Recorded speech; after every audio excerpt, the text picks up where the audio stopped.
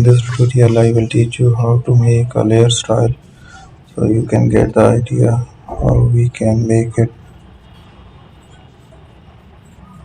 I will explore the different features, tools to make new layer style. I will try to make it from the scratch. Go to the layer and find the color overlay. So I have the option to adjust the colors.